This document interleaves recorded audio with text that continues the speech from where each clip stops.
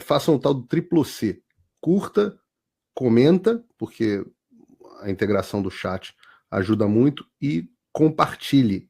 Você pode fazer essas 3 coisas que ajudam o algoritmo a aparecer. Mas eu não estou brincando não, pessoal. Dá uma paradinha agora de 1 segundo e clica no joinha, porque às vezes sabe, essa pessoa já está acostumada a ouvir isso. Não, é importante que você faça isso, porque se você não fizer, inclusive atrapalha o vídeo. Parece que o vídeo é menos relevante.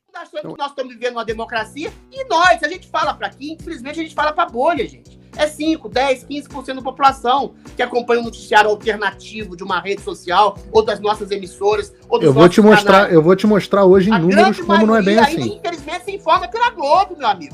Essa que é a questão. Então, calma, isso é muito importante, porque hoje, uma das pesquisas que eu vou trazer aqui, e é em primeira mão, exclusividade, uma pesquisa que o IBESP, que é um dos institutos mais sérios que a gente tem de pesquisa, eu conheço os pesquisadores, eu assino embaixo do trabalho deles. O IBESP fez uma pesquisa sobre se o Brasil está no caminho certo ou no caminho errado, e uma das estratificações que eles fazem é de acordo com qual é o veículo por onde as pessoas informam. Então você vai ver a discrepância daqueles que se informam pela internet daqueles que se informam pela grande mídia, e você vai ver como eles têm as visões sobre o caminho do Brasil são totalmente diferentes. Eu só quero fazer um adendo em relação a isso, Adris. Primeiro dizer, bom, eu acabo me relacionando. Não é questão nem de errado, não. Eu quero, na verdade, reforçar a tua perspectiva. Eu quero até reforçar a tua perspectiva, pensando bem aqui. Mas um adendo em relação à questão dos deputados, que foi o ponto que o Didi trouxe, e eu vou trazer um caso aqui da política americana de ontem para hoje, que abalou a estrutura da política dos Estados Unidos. Eu vou fazer um paralelo. Eu converso muito com os deputados e senadores do Brasil. Eu acho que nós temos alguns grandes deputados e senadores no Brasil. Eu sempre digo que, talvez excepcionais, a gente tem aí uma meia dúzia no Senado e umas 2 dúzias na Câmara. Mas nós temos aí em torno de 100 bons deputados e em torno de 20 bons senadores. Eu converso muito com essas pessoas. E elas estão muito, sim, preocupadas em relação ao que está acontecendo no Brasil. Alguns senadores, eu corro até o risco aqui de ficar citando nomes, mas posso falar do Eduardo Girão, do Magno Malta, que foi um leão em relação às pessoas presas no 8 de janeiro, o senador Jorge Seife, há outros. Deixar de citar senadores que tiveram envolvidos e entusiasmados com isso.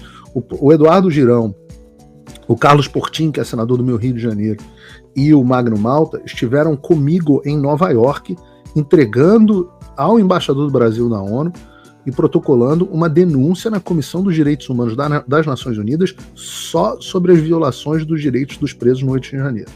Então são pessoas que estão preocupadas. Entre os deputados tem muitos, também não quero citar aqui, mas eu converso muito com eles. Agora, todos os que eu converso têm medo. E nesse ponto, a cabeça do Daniel Silveira enfiada num spike, né, não sei como é que chama spike em português, nunca sei, um pau, né? A cabeça do Daniel, uma estaca, isso mesmo, uma estaca, essa é a palavra. É bom ter um poeta aqui na live. A cabeça do Daniel Silveira enfiada numa estaca na porta do castelo, que foi o que fizeram, ela é muito simbólica. O caso do Daniel Silveira representou a destruição da liberdade de expressão no Brasil.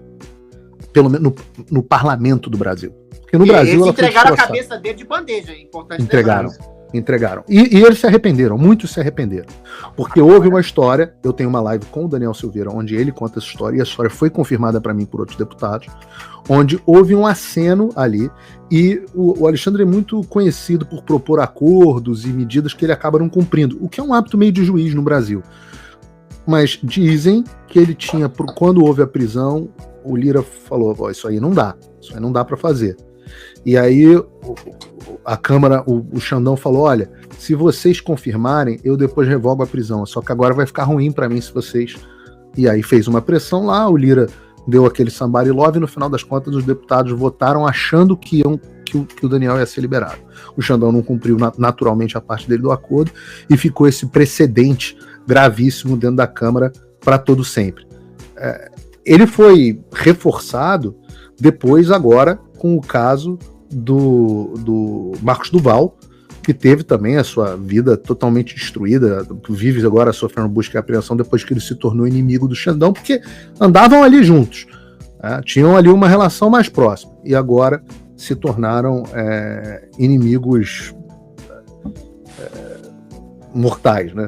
Então, esses foram casos simbólicos. Por isso, os deputados e senadores hoje têm medo. Eles têm medo. Não tem. O clima a sensação que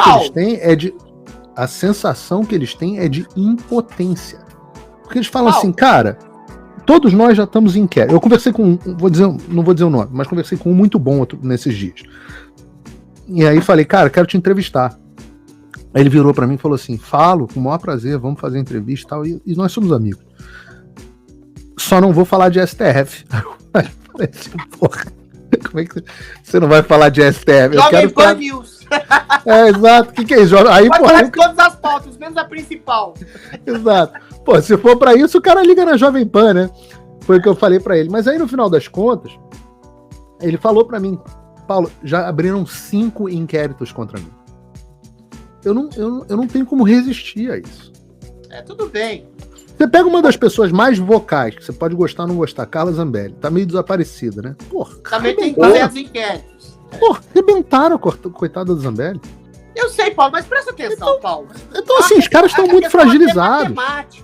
Tudo bem, eu entendo que existe perseguição, que existe inquéritos, mas existe, por exemplo, uma hegemonia de um entendimento dentro da Câmara, aí você concorda comigo, de que o STF ultrapassou todos os seus limites nessa perseguição frente a conservadores de direito, não é?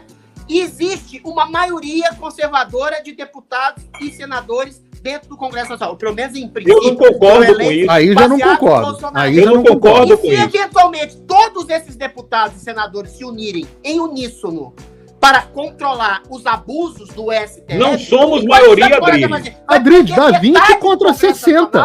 Não somos maioria, contra 60. Nós não somos maioria. Não faz nada. Mas quem é essa maioria, Adriles? Nós não somos maioria, cara. Você tá viajando, Adriles. Nem no Congresso, nem claro no Senado. Não. Tá bom, não você tá falando de fisiológico. Não. Peraí. Volto a dizer, eu falei isso no ano passado.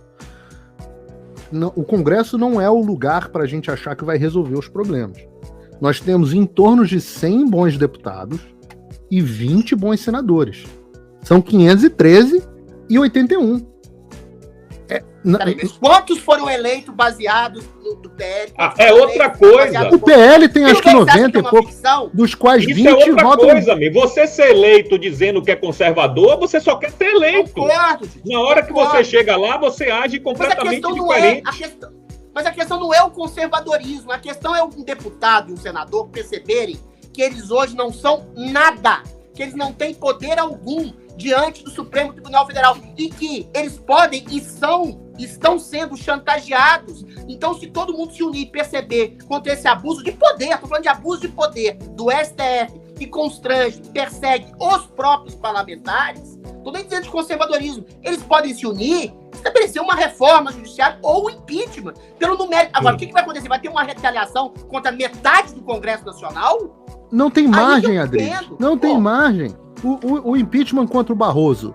O Barroso foi lá num evento político partidário da Uni, não dá pra ser mais político partidário que isso. Só se fosse na convenção do PT, né? Ele foi num evento político partidário, foi lá e falou, nós derrotamos o bolsonarismo. O cara que tinha sido presidente do TSE um mandato antes e que fazia parte do TSE. Aí esse cara foi... Não, aí foi lá, Jorge Seife abriu um processo de impeachment contra o cara.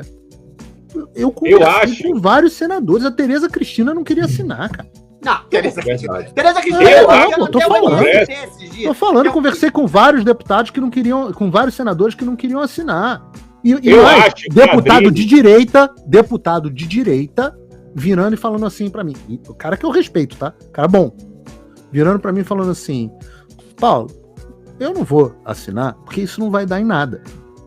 Então, e o que me conecta a um outro ponto dessa história, que é uma história rapidinha que eu queria contar hoje para vocês. Aqui nos Estados Unidos,